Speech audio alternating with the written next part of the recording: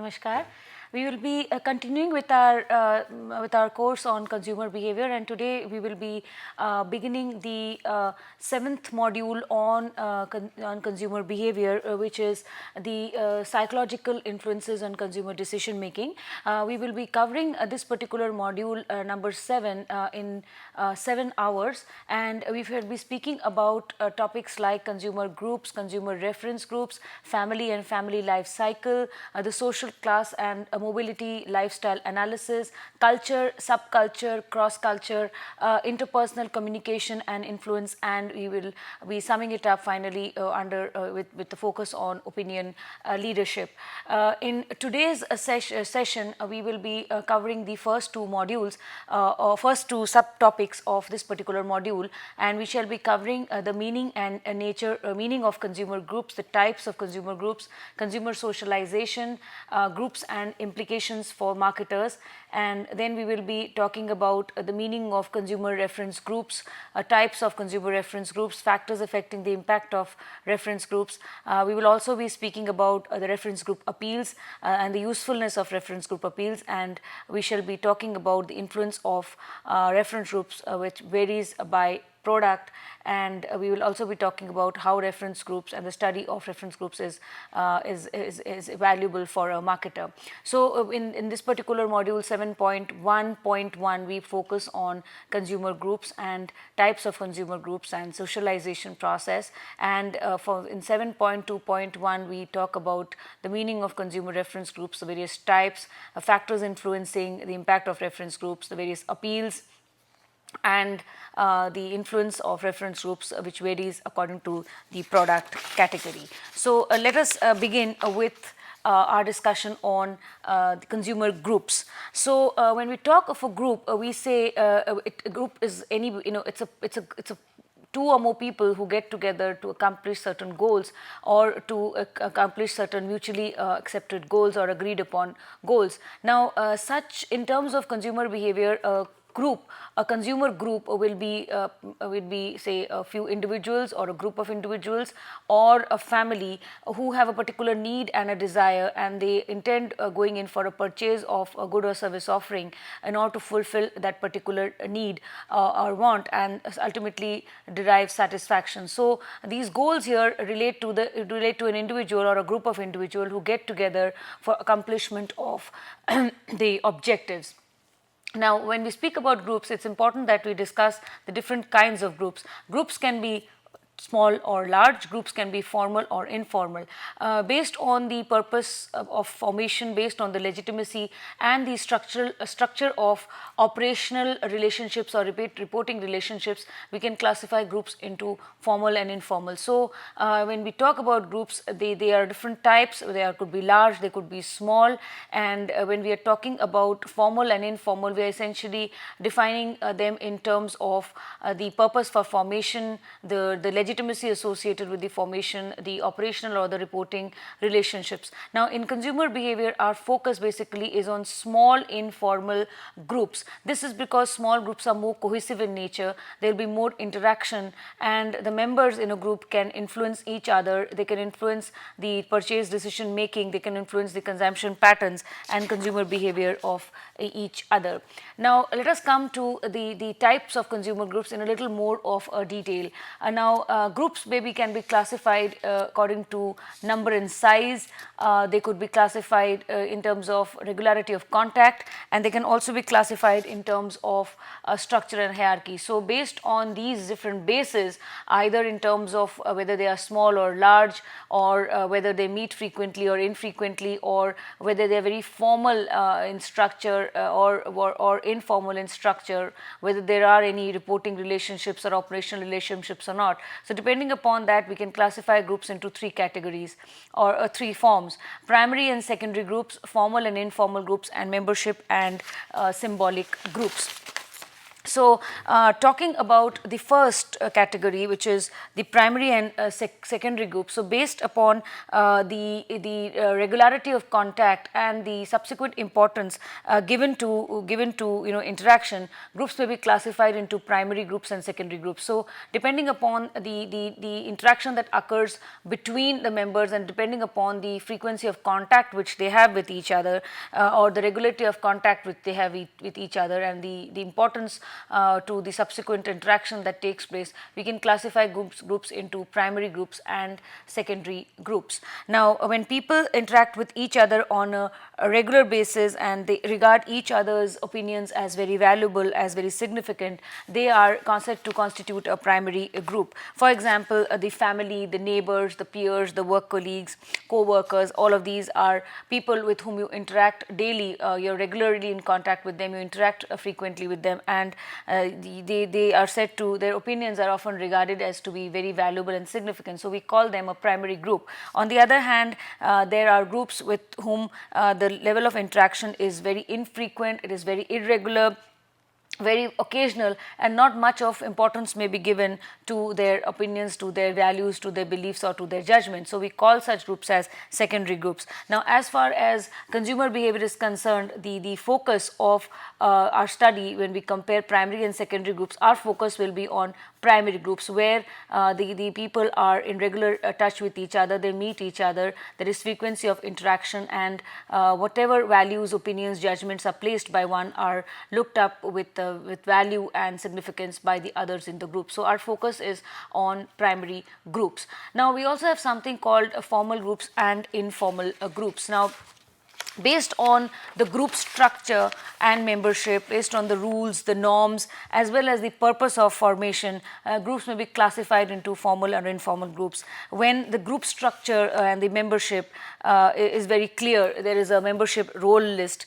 When the various roles various positions are clearly defined, the group norms are clearly spelled out, that is, the do's and don'ts are clearly defined, and the reason for existence of the particular group is clearly mentioned. We call such, the purpose of the existence of such groups is clearly specified. We call such groups as formal groups. On the other hand, when the group structure is ill-defined, the roles and norms, or even the purpose of the existence of the group is not defined at all, or even if it is defined, it is very ill-defined, we call such groups as informal groups. So, again, so far as consumer behavior is concerned, our focus here is on informal groups, because the level of interaction that takes place is more to do with everybody being equal, everybody with power, everybody having the freedom to say what they feel like saying. So, there are no do's and don'ts. It could absolutely be free and open expression of values, expression of opinions, expression of beliefs and judgments, and there are no rules, there are no regulations, there are no reporting relationships or a feeling of a boss and a subordinate and so forth. So, people are all at par, people are all at equal standing, and so the kind of interaction that takes place between them is much more valuable. There is better exchange of influence, and there is better exchange of information and greater influence of each other on consumption patterns and behavior. Now, the third type of groups which we speak of are membership and symbolic groups. So, groups can be classified on the basis of membership and as they can be classified on the basis of membership as either membership groups or symbolic groups. Now, when a person belongs to a particular group by virtue of his membership, or he qualifies as a member to that group, he qualifies for a membership to that group, it is called a membership group. On the other hand, when a person does not form part of the group, he is not a member of the group, but he adopts the values, the norms, the beliefs, the patterns of behavior similar to members of such groups, he is said to be a person from the symbolic group. Again, as far as consumer behavior is concerned, our focus is on more on a membership group, because here in membership groups people meet each other, they interact with each other, the cohesiveness is higher, it's larger, it's stronger, and so the impact on consumption behavior and consumer behavior is much larger as compared to symbolic groups. But nevertheless, symbolic groups are important as well, because in some form or the other they also become a part of the aspirational group. And we have spoken earlier about the self image and the ideal self image, or the self concept and the ideal self concept. So we can relate aspirational groups with these, and we can relate symbolic groups with aspirational groups. So they are important, but if we compare membership and symbolic groups, membership groups are more important. So here, if primary groups where people meet each other very frequently, have an impact on each other directly. Secondary groups where they do not meet each other, so the impact of primary groups is much larger, much stronger. Formal and informal, where structures are refined, do's and don'ts are clearly spelled out. Informal, where such things are absent, there is no structure, there are no reporting relationships, there are no do's, there are no don'ts. So it's an open, free forum, and informal groups are much stronger. And in the case of primary and second, and in the case of membership and symbolic groups, again, it is the membership groups which are more stronger.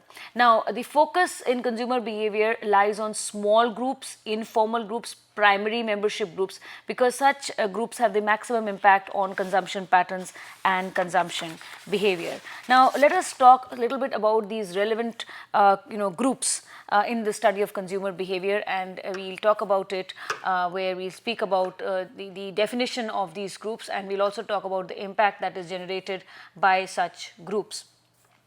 Now, let us start with the family, which has the maximum impact on consumer consumption patterns and consumption behavior because of the socialization process that an individual as a family member goes through. The family is the most influential group. Why? Because there is frequency of contact, there is maximum interaction, and there is influence on values, lifestyles, attitudes, opinions, beliefs, judgments, etc. We speak about the family of orientation, where one is born with, which is your parents, your grandparents, and your siblings. And we also have the family of procreation, where we have your spouse and your children. So both the family here, in terms of both family of orientation and family of procreation, will have an impact on one's own attitudes, opinions, lifestyles, values, judgments. And because of the frequency of contact, because of the regular interaction that takes place, they're going to have a maximum impact on consumption behavior. So they're the most influential group, and it is because people go through a socialization process. Now, when we talk of a socialization process, we'll elaborate it in later on, but we would like to mention here that socialization process is something which happens throughout life. It's not just restricted to a child socialization. It could happen even during as an adult, and that's referred to as an adult socialization. And it could happen across generations, what we call as intergenerational socialization. So the family as a social unit, as a basic unit, has an maximum impact on a person's life, and so the consumption behavior and consumer behavior is no exception. Our attitudes, values, lifestyles, judgments, beliefs, opinions, everything is comes to us from our family, and so family has the maximum amount of influence, either as family of procreation or as family of orientation. The second group which has an impact on us is the friendship groups and the informal social groups. So as far as influence on purchase decision is concerned, second in importance is the friendship groups or the informal social groups. Now, consumers tend to interact with their friends in their social groups. They get influenced by them. They like to buy what their friends are buying. They like to to eat things what they are eating, dress up how they are dressing up, develop activities, interests and opinions and hobbies which their friends develop. So they interact with their friends, and they are greatly influenced with them with respect to their purchases and consumption patterns. And these social groups are informal in nature. They are loose, unstructured, no power and authority relationship. So information that occurs is very casual. It's a free flowing information exchange. There are no do's, there are no don'ts. So it's very casual in nature. opinions and beliefs about product and service offerings are discussed, about brands are discussed, and such information is actually, such discussions will actually impact a person's decision to buy a particular product or service offering or a brand. And the assumption here very correctly is that people, friends belong to a similar social class, and they have similar social values and similar social lifestyles, and because they share such things with each other, and because they prefer a social acceptance or a social approval from each other, they tend to behave like others, they tend to adopt what other people are buying, or what other people are using. And so that is the reason why marketers also use a social appeal for many of their product and service offerings, so that these appeals basically illustrate how neighbors or friends or people in a social group are influencing each other towards purchase of certain product or service offerings. So there's the second group, which is very informal, very casual, regularly meet, they meet regularly, they're in regular contact with each other, and they get influenced by each other so far as their daily lifestyle patterns are concerned, and even their purchase pattern and consumption behavior is concerned. Also, as they seek social approval, people tend to behave like others in their social group. Then we have the official work groups, which basically comprise the superiors or the subordinates or the peers. This is more formal in nature, and they are also social groups, but more official. They are official in nature, very formal in nature, and as people spend a lot of time in their office, in their workplace, they also tend into getting influenced by their peers or their colleagues or their subordinates and their superiors. They often enter into discussions with respect to a product or service offering, or a brand, or a store, or an advertisement, or something to do with the a sales promotion or a discount going on somewhere around nearby. So because of that, they talk about these things, they share information, they share experiences, they share information about the product. So product news, they give advice to each other, so there is advice, and then there is also sharing of experiences, and such dialogue or such communication between them influences consumption patterns and behavior. Superiors also act as reference groups, and subordinates may admire them and desire to adopt their purchase patterns and consumption behavior. Then we have other formal social groups where there is a need for a membership to clubs, membership to societies. So members of formal groups also influence each other. And then there are consumer action groups. Now with the consumer movement gaining a lot of importance all over the world, these consumer forums or these consumer action groups have become very, very important, and they have gained a lot of importance, and they are regarded as highly influential on consumption patterns and consumption behavior. They have a huge impact on the manner in which people behave.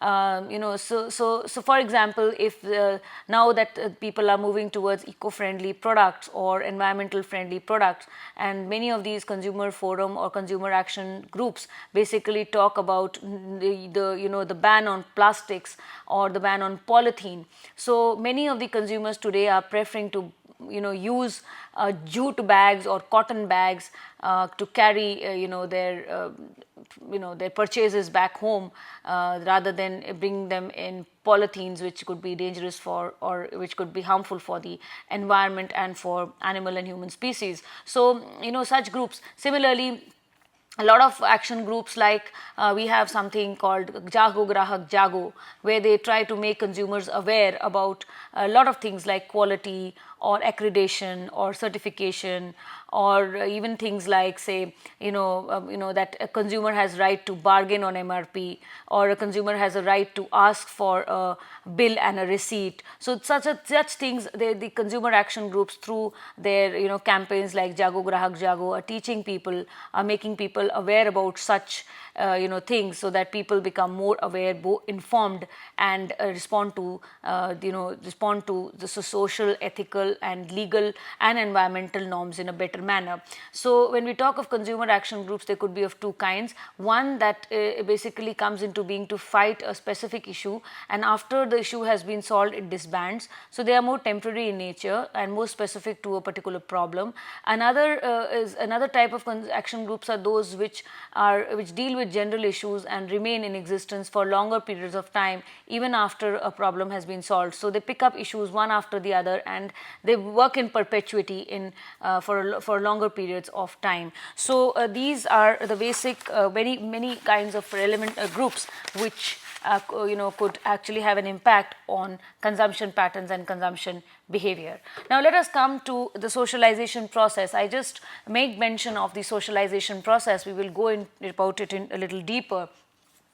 Now the socialization process begins at the moment we come into this world. As soon as we begin to realize the world around us, the process of socialization begins. We find ourselves amidst a family which could be a nuclear family, our parents and our siblings, or it could, so the first influence comes to us from this family in form of our parents and our siblings. It could also be an extended family in the form of our grandparents, our uncles and aunts or cousins, and we interact with them on a daily basis, and this particular interaction during childhood is referred to as childhood socialization or child socialization. So the child here begins to learn everything with respect to start with the language, the dressing pattern, the eating pattern, the lifestyle, the religion, the customs, the traditions, the values, everything about our culture. So all of that begins, this process where we are going to learn all this starts, and we call this process as the socialization process. Now the socialization process starts with during our childhood, and it extends as we grow up.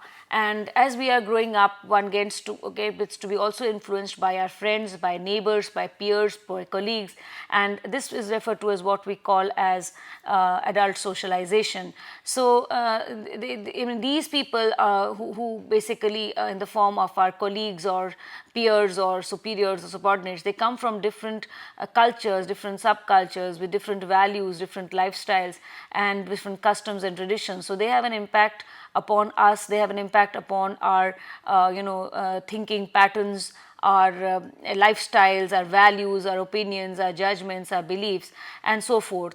And then while we have had a family of orientation with our parents and siblings, and we've gone through adult socialization, and then we come to the family of procreation with the spouse and with the children. So a person is also influenced by the spouse and later on by children. The reference groups, both formal, informal, primary, secondary, all of this also have an impact to play on a person's behavior, on his socialization.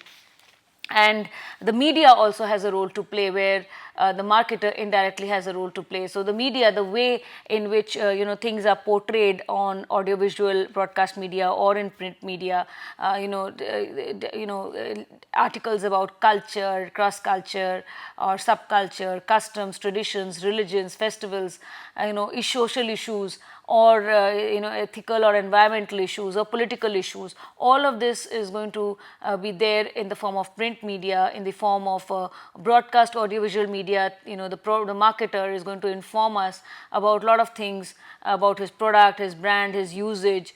He's going to use different kinds of appeals, social appeal or emotional appeal or rational appeal. So all of this is also going to have an impact on our socialization process. We'll be learning lots of things about the product, its usage, its benefits, how it solves a particular need or a problem and so forth. So this entire process here, where we are learning how to behave, we are learning what to eat, how to dress up, what lifestyles to adopt, our values, our opinions, our judgments, our day-to-day behavior, day-to-day everything about our life is generally is being impacted either by family or by friends or by neighbors, colleagues or by the media. So all of this has a role to play in the socialization process. So socialization process basically influences an entire an individual's entire personal makeup. It will have an impact upon how a person acts out his specific instances of behavior as well as general instances of behavior, and this also has an impact on consumption behavior. So whatever people are going to learn from an interaction with primary group, secondary group, membership groups, or symbolic groups, or formal and informal groups, or from the family of orientation and family of procreation, or as a part of child socialization or adult socialization, or any of these, this is also going to have an impact on not only the general instances of behavior but specific instances of behavior as well. And consumption behavior is one part, which such specific instance which is not going to be left out at all. It is also impacted by this socialization process. So socialization process also impacts our consumption patterns and our consumption behavior. So when a person acts out instances of behavior which lead to consumption patterns, we call it consumer socialization, and consumers get influenced by various groups like family, friends, social class, reference groups, one's own culture, other cultures, subcultures. Right from our childhood, parents educate us about product and service offerings, about brands, and they inculcate in us feelings about favorable or unfavorable attitudes towards product or service categories, or towards brands, or towards stores, or they make us conscious about the pricing issues and what to shop, where to shop, how much to shop. So we learn all this. In fact, a perfect example is where a daughter accompanies her mother and sees how her mother is purchasing products and services, and she tries to enact, or she tries to role model her mother when she comes into that stage of buying. So if a mother is inclined towards buying branded atta, the daughter also becomes inclined towards going to the store and buying a branded atta.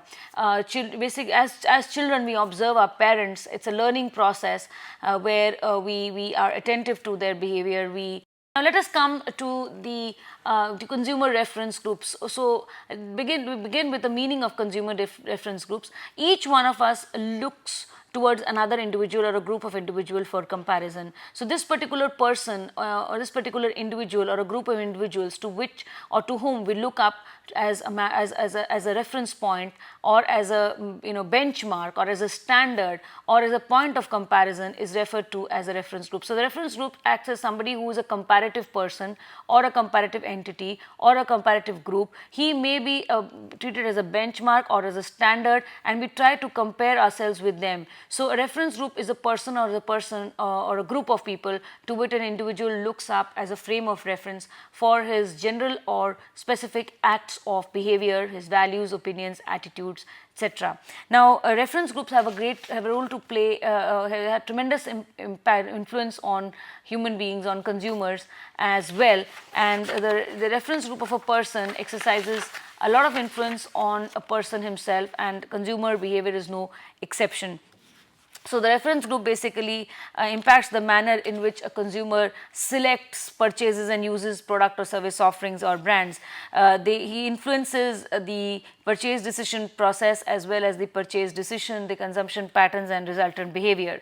Now consumers have different kinds of reference groups. They may look towards one for guidance and advice for a particular type of group, and they look towards another for purchase for another product category. So consumers have different reference groups. They may look towards one for guidance and advice for one product, and may look towards another for guidance and purchase of another product. So generally gradually they begin to adopt the standards and norms used by the reference groups, and they behave like them. So marketers make effective use of reference groups in bringing about changes in consumer thinking patterns and purchasing patterns. So if we talk about reference groups, it is anybody whom you look up with as a comparison, anybody whom you look as a standard, as a benchmark, and in terms of consumer behavior, anybody to whom you look up to behave as in terms of consumption patterns or consumption behavior, anybody whom you would like to emulate,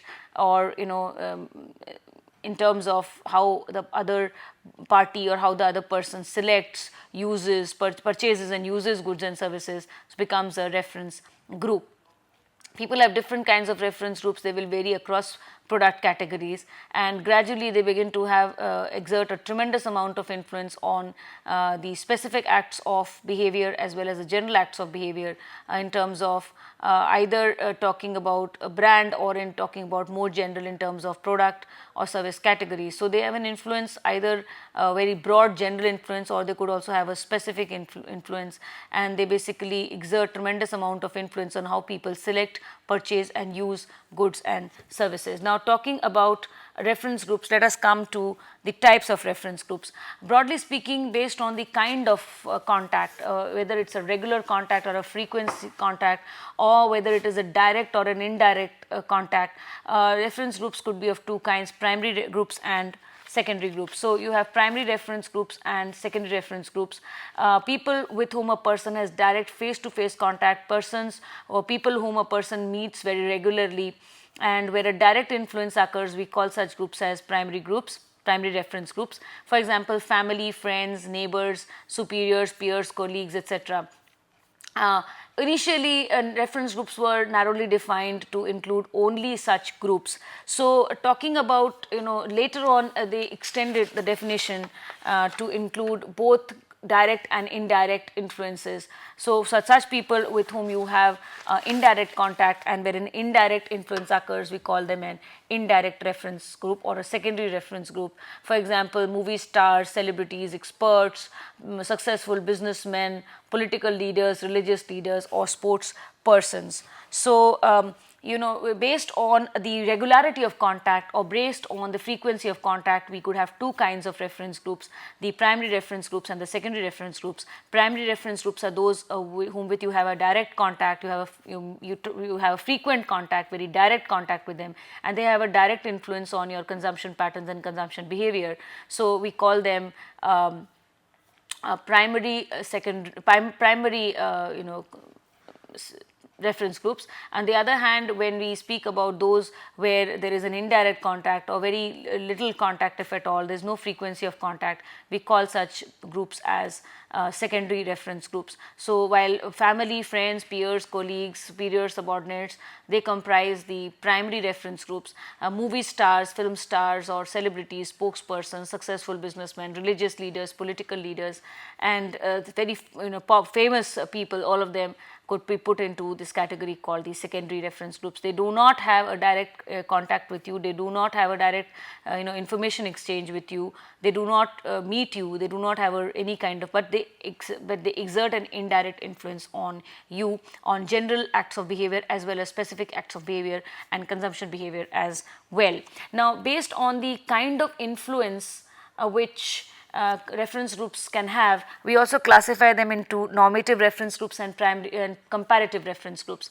Now, those groups which influence the general or broadly defined values, attitudes or behaviors are called as normative reference groups. For example, for a child, the family acts as a normative reference group which tries to influence the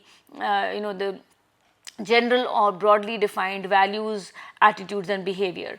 On the other hand, there are groups that influence and serve as a standard for a specific or narrowly defined value, attitude or behavior, and we call them comparative reference groups. So, for the same child, his family may be the normative reference group, but his friend's family or a neighbor constitutes a comparative reference group. So, your own family would become a normative reference group which is going to have an impact on the general or the broadly defined values, attitudes and behavior. On the other hand, your friend's family or your neighbor's or his family will be a comparative reference group which will have an impact which is more specific or more narrowly defined in terms of values, attitudes and behavior.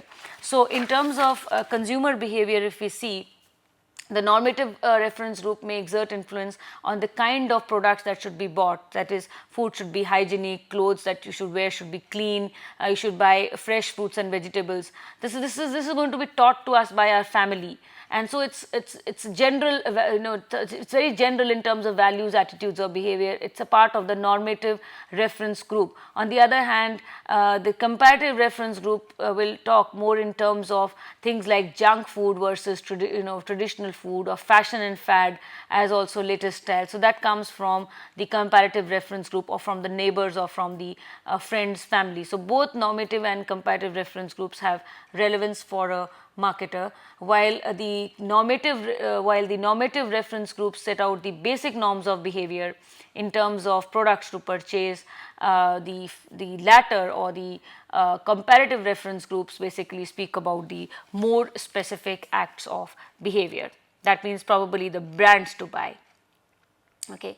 So, let us now move further and talk about factors affecting the impact of reference groups. Now, the impact of reference group is very subjective in nature. It will vary from person to person, from product and service offering one particular category to another product or service offering category. It will also depend upon the situational factors.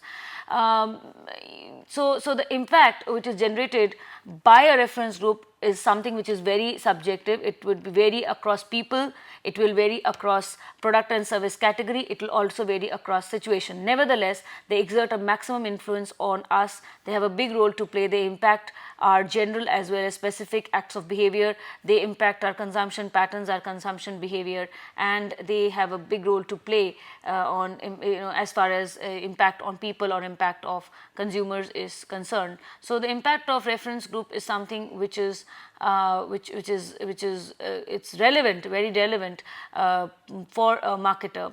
Now, the factors that affect or that impact reference group influence on consumption behavior could be information and experience, power and credibility and trustworthiness, conformance with group and social approval, and visibility and conspicuousness of the product. So, the various factors which affect the impact of reference group are information and experience, power, credibility and trustworthiness, conformance with group and social approval, and visibility and conspicuousness of the product. So let us speak about these.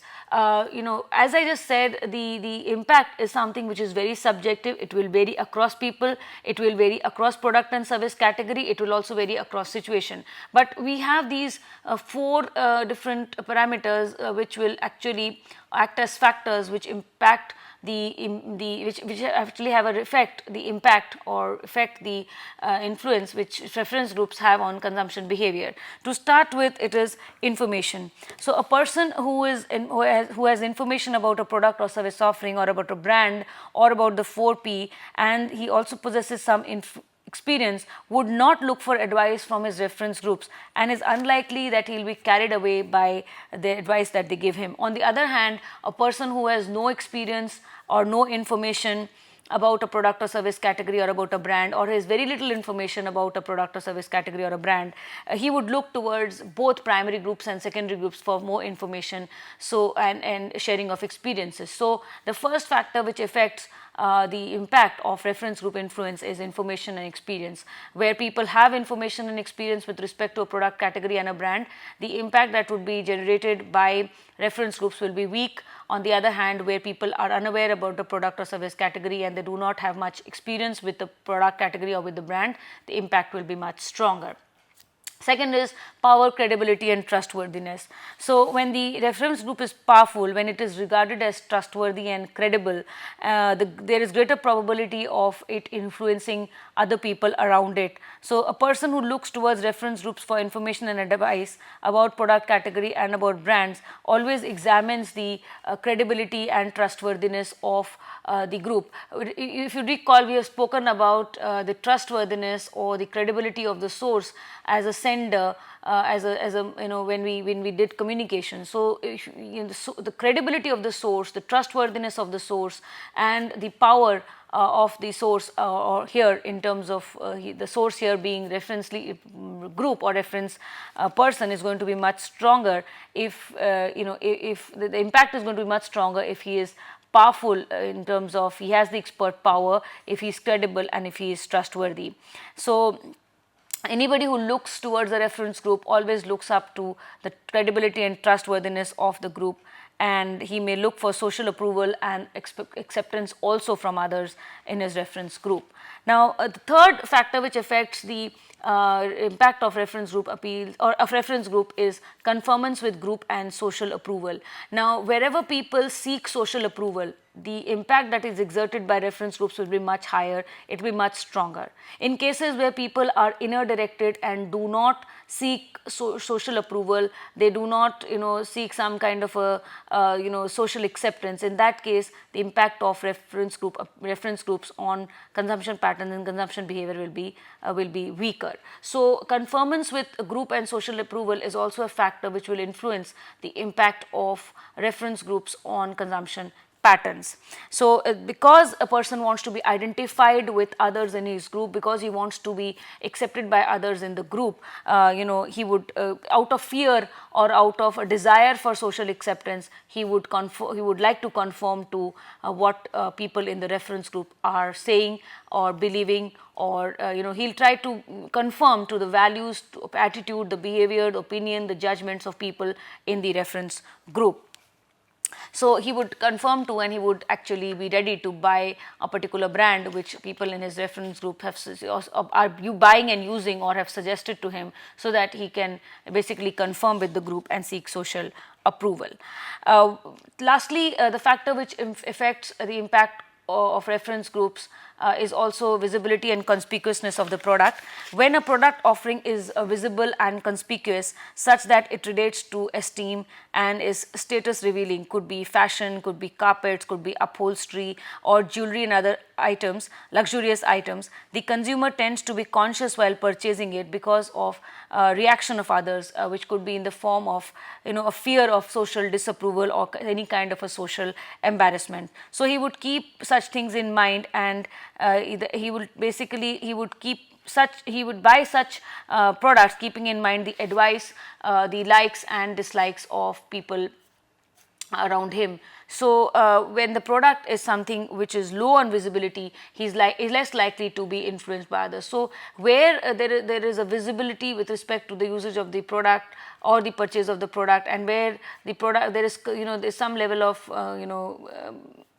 issues of conspicuousness, in those cases, because in order to seek social approval on one hand, in order for and social acceptance on one hand, and to avoid any kind of social embarrassment or ridicule on the other hand, he would basically conform to the buying a particular brand which other people in his reference groups are buying and using. On the other hand, where visibility and conspicuousness are low, where the product is low on public visibility and conspicuousness, one is less likely to be influenced by such products. So, depending upon these factors, which is information and experience, power, credibility, trustworthiness, conformance to groups and social approval, as well as visibility and conspicuousness of the product, all of these will have an impact on the an influence which reference groups can exert on a person as far as his consumption patterns and consumption behavior are concerned. Now let us come to reference group appeals. Now while designing a message, marketers use different kinds of appeals so that a consumer can identify himself with the spokesperson or with the reference group in the advertisement. If you recall, we have spoken about appeals when we did communication, where we spoke about a marketer who basically uses two kinds of appeals, rational appeal and an emotional appeal. Another appeal which he uses is social appeals. So he uses these appeals basically where people tend to identify themselves with the product or service offering, with the need, with their social class, with their values, with their lifestyles and so forth.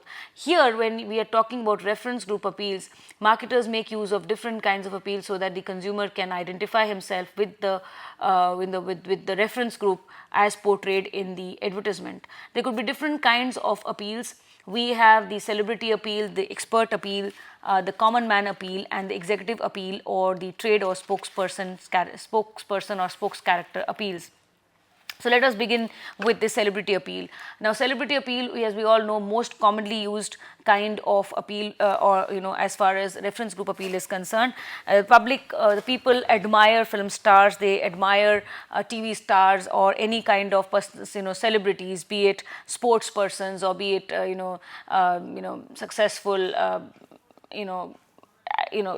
people, they basically they look up to celebrities with a lot of awe, with a lot of admiration, and these people also represent a kind of a lifestyle which people often aspire to be in. So people idolize them, people hold them in awe, people hold them in with a lot of respect, people want to become like them, they want to aspire to be like them one day, and so they prefer using such products and services or brands which these people are shown as to be using on TV. So if a particular film star is using a particular soap and looking beautiful and nice, other people who hold this film star in admiration would also like to use this particular soap because she wants to become like the film star one day. So they all represent a lifestyle. They are shown using certain products, they are shown using certain brands, and people idolize them, and they want aspire to become like them, and so they want to buy such products and service offerings.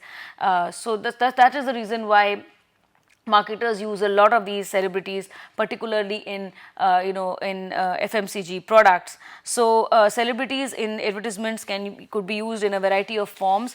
They could be used as a spokesperson, where they are basically educating the public about a product category or about a brand. They can be used as giving a testimonial or an endorsement, which is basically statement in support of the claims made by a product or a brand. They could also be used as an actor or as a model.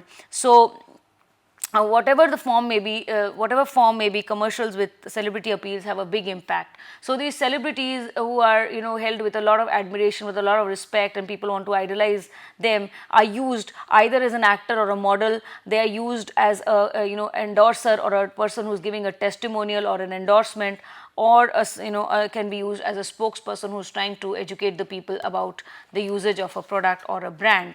The second appeal which is used is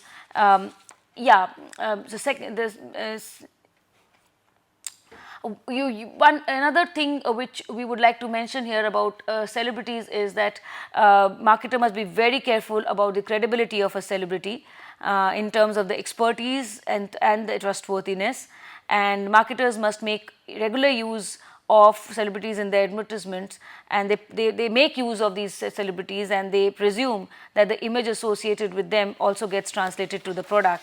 So this is known as prototypical bonding, where a person's traits, personality, image gets associated with the particular brand.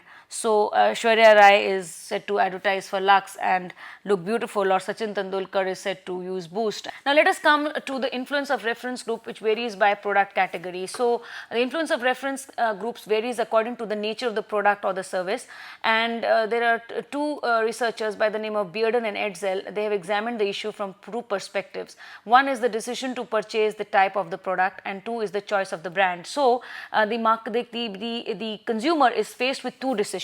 One, whether to buy or not to buy. Two, what to buy, what brand to buy. And they say that the impact of reference groups is basically influenced by two things. One, the type of the product, whether it's a luxury product or it's a necessity product. And two, the visibility of the product, whether it is to be used in private settings or whether it's going to be used in public settings. Now, again, the issue is twofold. One, whether to buy a product or not to buy a product. This is the first issue, and second is the type of product. The second is the brand which you're going to buy. Now, this is going to be basically talked about in two ways. One is whether the product is a luxury product or a necessity product, and two, whether it is going to be used in public or in private. Now, this is the matrix here which we see, where we talk about public necessities, public luxuries, private necessities and private luxuries, and we have the brand on one side and the product on the other side, and where we see the reference group influence could be positive on the brand, negative on the brand, positive on the product, or negative on the product. So the reference group could be influence could be positive on the product, negative on the product, positive on the brand, and negative on the brand, and all of this will determine it will be based on whether the product is a public necessity, a public luxury, a private necessity, or a private luxury.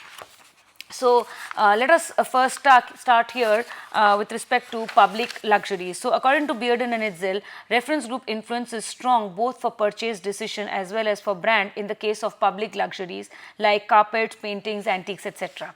The consumer does not possess such products but requires them for social acceptance and social approval, and he finds these purchases very crucial in order to avoid any kind of ridicule or embarrassment. So, the reference group influence here both for the consumer's need for the product as well as for the choice of the brand is going to be very, very strong and very, very positive. On the other hand, when in the case of products which are public necessities like car or cell phone, reference group influence is weak with respect to the product category, because the product is something which is a necessity and has to be purchased irrespective of what the people in the reference group have to say. But it is definitely stronger for with respect to the choice of the brand, because what brand you are going to buy is going to be impacted by what other people say.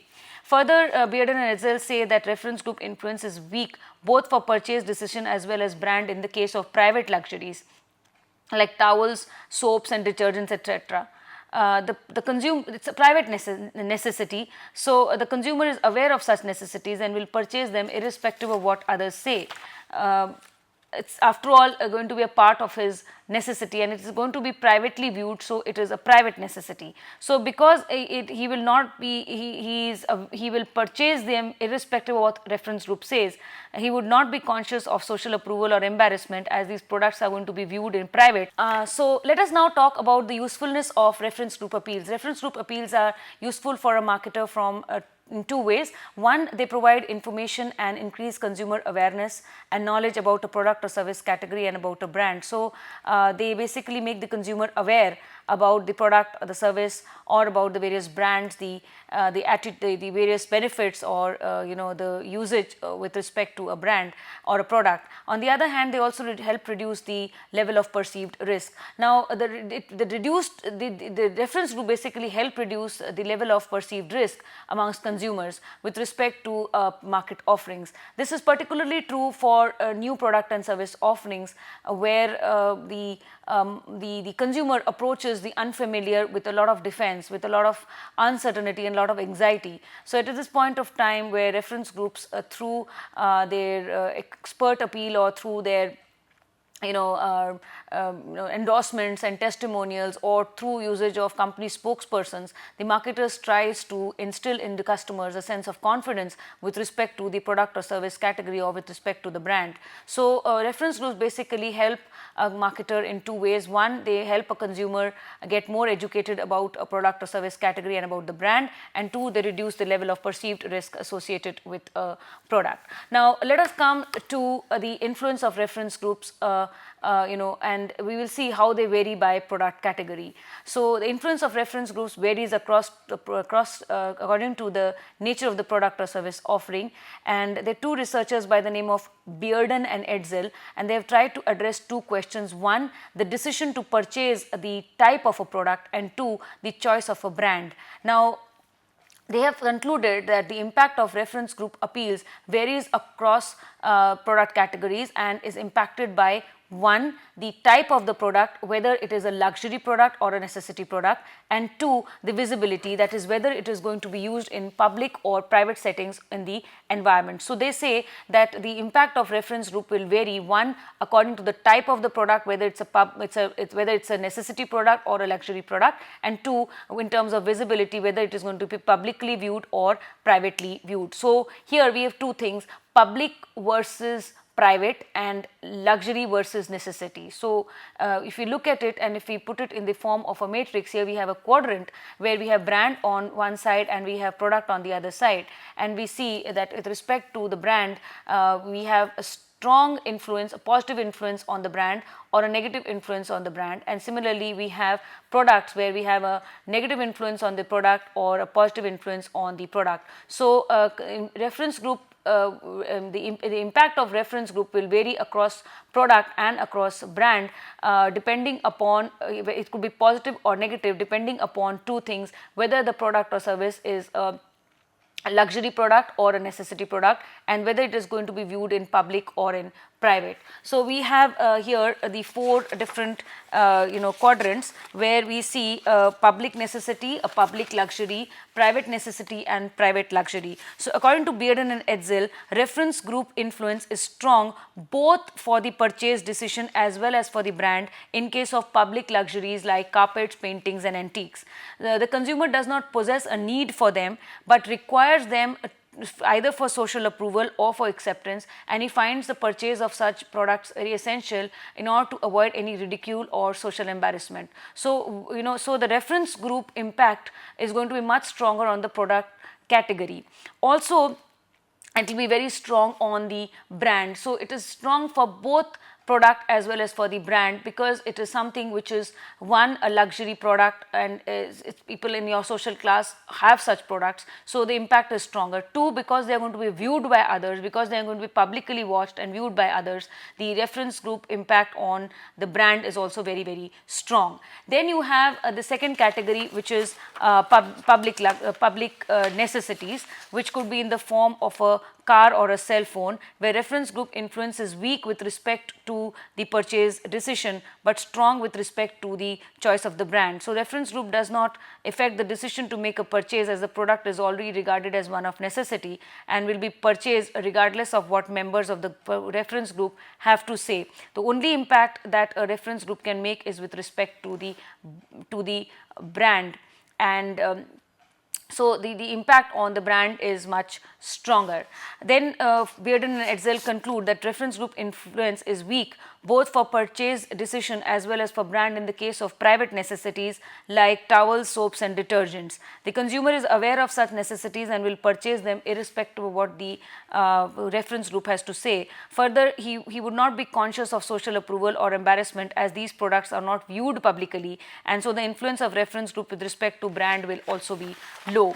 Finally, in the case of products which are private luxuries like sauna baths, body massages, etc., reference group's influence is strong with respect to purchase decision but weak with respect to the choice of the brand, because the product is not going to be used publicly and the brand purchased will not cause any kind of a social embarrassment. So here we see that across public luxuries, private luxuries, public necessities and private necessities, the impact of reference groups will vary, will be strong or negative with respect to product and with respect to brand.